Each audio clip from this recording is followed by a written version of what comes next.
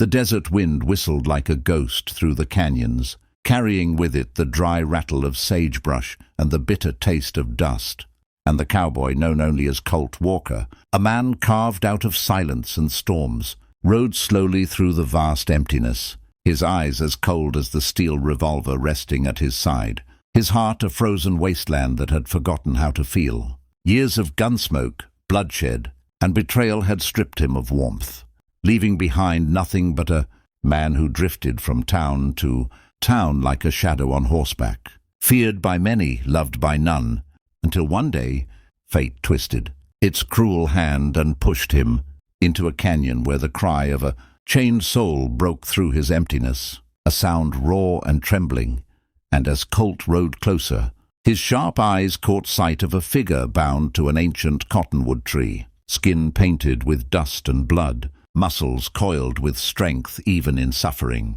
A giant native warrior whose chest rose and fell in slow agony, his wrists torn and bleeding where the cruel ropes cut into his flesh, his eyes burning with a fire that refused to die. For a long moment Colt simply sat in the saddle, his jaw tight, staring at the man as if he were some vision sent by the desert to torment him, because in that stillness he realized he had never seen such raw defiance wrapped in such brutal captivity. And though Colt had spent years avoiding the affairs of others, something in the rhythm of that warrior's breath struck a strange chord inside him, like the faint echo of a heartbeat long buried, and before he knew it he was off his horse, boots crunching on dry earth, his gloved hands reaching for the ropes, his voice low and gruff as he muttered words he hadn't spoken in years. "Hold still, I'll cut you free." The warrior's eyes, dark and unbroken, searched Colt's face as if measuring the truth of those words, and though no reply came, his silence was its own kind of trust, a silent pact forged in pain and desperation. And as Colt's knife sliced through the final rope, the giant collapsed forward, his weight crashing against Colt's chest, and for the first time in as long as he could remember, the cowboy felt the thundering heartbeat of another man pounding against him, strong and alive, shattering the ice that had locked his own heart for years. And in that moment, as the wind howled through the canyon and vultures circled above, Colt Walker, cold cowboy, gunman,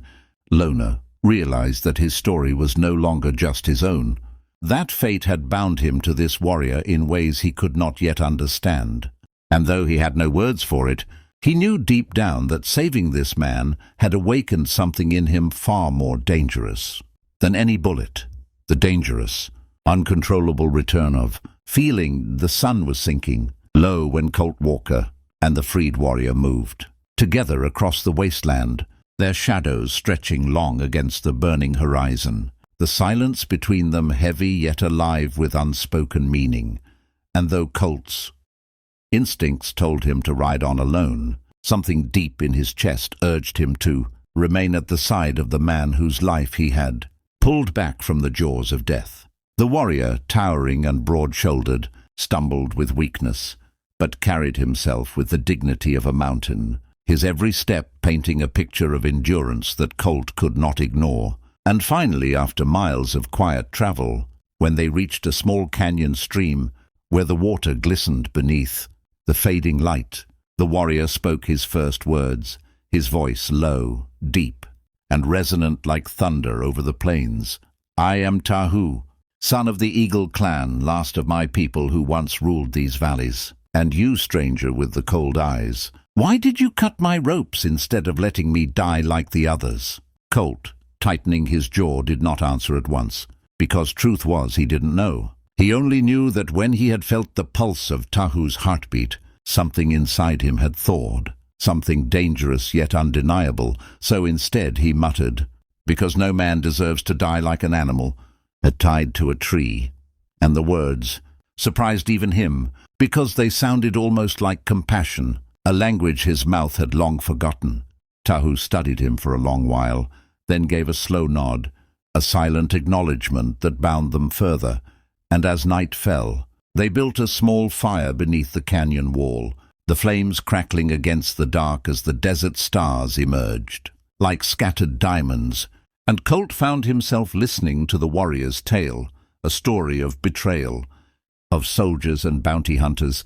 who hunted him down for resisting, the iron chains of expansion, of how he had been captured by men who wished to sell him like cattle, chained and beaten to break his spirit, and how he had refused to bow, earning the hatred that led to him being left to die under the burning sun. Colt, staring into the flames, felt the old weight of his own sins pressing heavier than ever, memories of friends buried in shallow graves, of towns burned, of women crying for justice he never delivered, and in Tahu's story he found a mirror to his own emptiness. For both of them were ghosts wandering a world that no longer cared if they lived or died, yet sitting there together, watching the fire dance. Colt felt that heartbeat again, his own this time, stronger now, restless,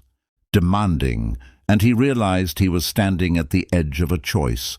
to keep drifting like a cold shadow, or to walk beside this warrior and find something worth fighting for again. And so, in the silence of that canyon night, under the endless desert sky, the unlikely bond of a cold cowboy and a giant native warrior was sealed, not by blood, not by oath, but by something rarer,